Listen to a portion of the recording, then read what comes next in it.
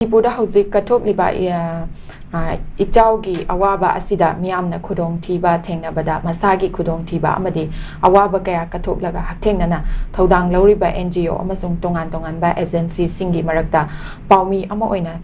thengduna lakliba ase Arambai Jengol ni leibak miyamgi ni hairabadi Arambai Jengol na chokthaba naitri haiba wafam Arambai Jengol gi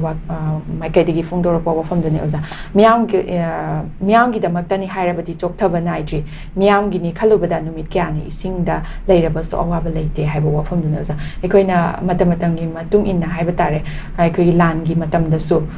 adegi hauzik natural calamities ki matung inna ising chawkya thengnariba awaba asidasu tongan social media na chimba kyamada so koi ujare Arambai Jengol na lauriba thodang ase aduki matik chawi haijaba taroza kari wafam thambini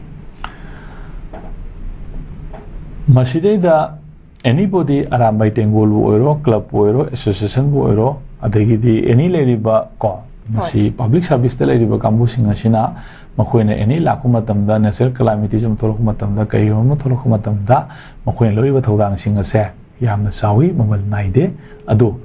mamal naidaba potche mase ekoi miyamna dum khangi miyamna dum ui ado miyamna dum khangi miyamna khangdasu khoina semi mapu male hairagadi mapu dum khangi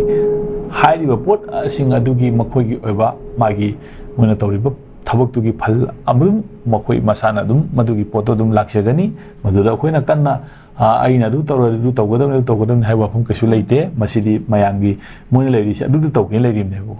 adu tawrudu leita su yai bo adu tawgen leiri bani na madu tawgani mathau pangthokpani adada miyam na appreciate tawba miyam na nungai ba phongdo moi leibagi si tawgani hana akoina chawthokchabudo adana miyangi nungai je madu dum makoi gi dum loire ba thabok haidi madu tawgen leiri bo pone tawbodu deida mathau pangthokpudu da miyam na penbudu da dum makoi gi leiri ba magi akoi gi haitare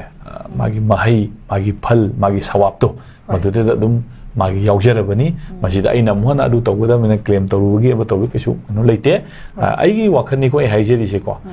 ai di sumaina dum khanjai adu mathau tawgada magi mathau du tawru du leite su yaina ko adu leidi du tawna bagi leidi ne ko adu tawgudu da miyamna dum angamba cooperation mo interview thagat pa nungai ba apian ba phawba masi ai dum phawi adum nungai adu mayam singa se hena sugumba mayam singa se aduga tawri mayam puna maksida khoina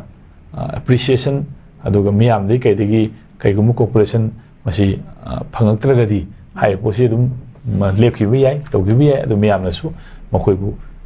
kaigum amtang leiragadi kenom tawragadi leiriba situation dugi matungina ko makhoibu adum makhoina mateng pangbiba angamba support tawbiba any kind of support haitare ko